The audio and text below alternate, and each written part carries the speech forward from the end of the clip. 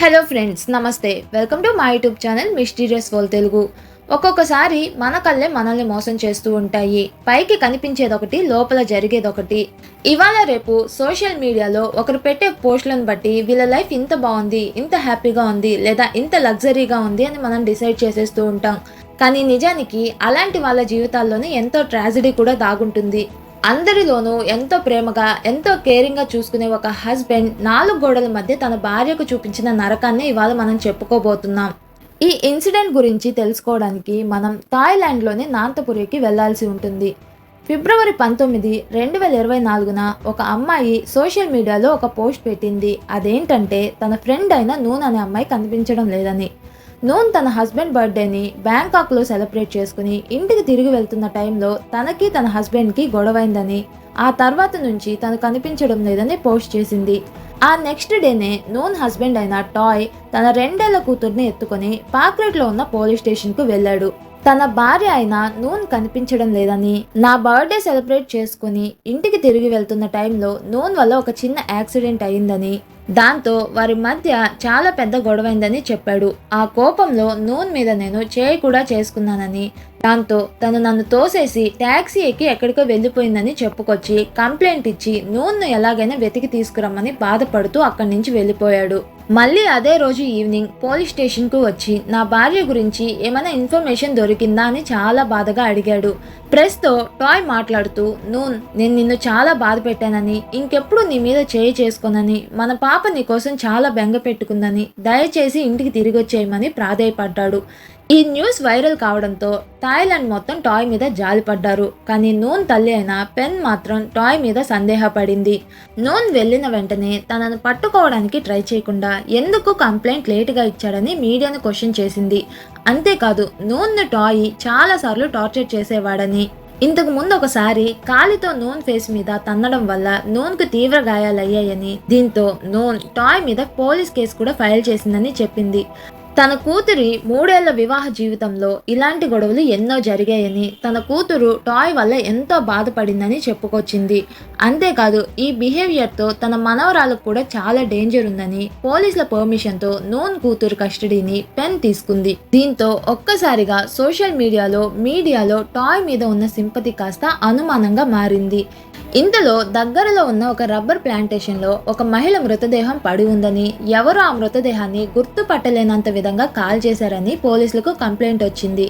ఈ ఏరియాలోనే noon last GPS signal కూడా ట్రేస్ అయింది. ఫిబ్రవరి 20, 2024న పోలీస్ ఈ రబ్బర్ ప్లాంటేషన్కు వెళ్లి మృతదేహాన్ని పరిశీలించారు. కానీ ఆ మృతదేహం ఎవరిదో గుర్తుపట్టలేనంత విధంగా ఉంది కాబట్టి అక్కడ ఏమైనా హింట్స్ లభిస్తాయేమో అని చూశారు. ఒక బ్రేస్లెట్, ఒక రింగ్ కూడా అక్కడ దొరికాయి. అండ్ అవి నూన్వే అని కూడా తేలింది. డెడ్ బాడీకి చేసిన DNA టెస్ట్తో అది కన్ఫర్మ్ గా నూన్ డెడ్ బాడీనే అని తేలిపోయింది. ఇక పోలీస్ ప్రైమ్ సస్పెక్ట్ గా టాయ్ ని చేర్చి టాయ్ ని ఇంటరాగేట్ చేయడం స్టార్ట్ చేశారు. Noon and toy birthday celebration తర్వాత హోటల్ నుంచి ఇంటికి తిరిగెళ్లే రూట్ లో ఉన్న CCTV ఫుటేజ్ ను పోలీసులు పరిశీలించారు. నూన్ కనిపించకుండా పోవడానికి కారణం తెలిసాక వాళ్ళే ఎంతో షాక్ అయ్యారు. అసలు నూన్ కి ఏమైందో ఇప్పుడు మనం తెలుసుకుందాం. Noon and toy birthday celebrate చేసుకున్న హోటల్ కు మరియు వాళ్ళ ఇంటికి కేవలం 30 నిమిషాల జర్నీ మాత్రమే ఉంటుంది. కానీ ఈ జర్నీ కంప్లీట్ చేయడానికి టాయ్కు 1.5 గంట పట్టింది. ఎందుకంటే టాయ్ అండ్ నూన్కు మధ్యలో చాలా పెద్ద గొడవ స్టార్ట్ అయింది. టాయ్ ఏం చేస్తున్నాడో కూడా అర్థం కానంత సైకోలా మారి తన BMW కార్ నుంచి నూన్ని బయటికి లాక్కొచ్చి రోడ్డు మీద పడేసి కాలితో ఫేస్ మీద 10 నిమిషాలు ఆగకుండా కొట్టాడు. అతని నుంచి పారిపోతున్న నూన్ను మళ్ళీ లాక్కొచ్చి పక్కనే ఉన్న రాయితో పదే తలపైన కొట్టాడు. దీంతో తీవ్రంగా గాయాలైన నూన్ కింద పడిపోయింది. ఇవన్నీ కూడా అక్కడే ఉన్న సీసీ కెమెరాలో రికార్డ్ అయ్యాయి. ఆ తర్వాత ఆమెను తిరిగి కారులోకి లాక్కుని వెళ్ళాడు టాయ్. కానీ అప్పటికి కూడా ఆమె ప్రాణాలతోనే ఉంది. ఆమెను ఇంటికి తీసుకెళ్లాక కూడా టాయ్ ఆమెను టార్చర్ చేయగా నూన్ చనిపోయింది. దీంతో టాయ్ ఒక ప్లాన్ వేశాడు. అదేంటంటే next day morning noon dead బాడీని ఒక పెద్ద సూట్ కేసులో పెట్టుకుని కార్ ఫ్రంట్ సీట్ లో పెట్టాడు. ఆ సూట్ కేసు మీద ఒక పెద్ద టవల్ కప్పి తన 2 ఏళ్ల కూతుర్ని తీసుకుని పోలీస్ స్టేషన్ కి వెళ్ళాడు. అక్కడ నూన్ మీద మిస్సింగ్ కంప్లైంట్ ఫైల్ చేశాడు. వెంటనే అక్కడి నుంచి గ్యాస్ స్టేషన్ కి వెళ్లి చాలా ఫ్యూయల్ ని కొన్నాడు.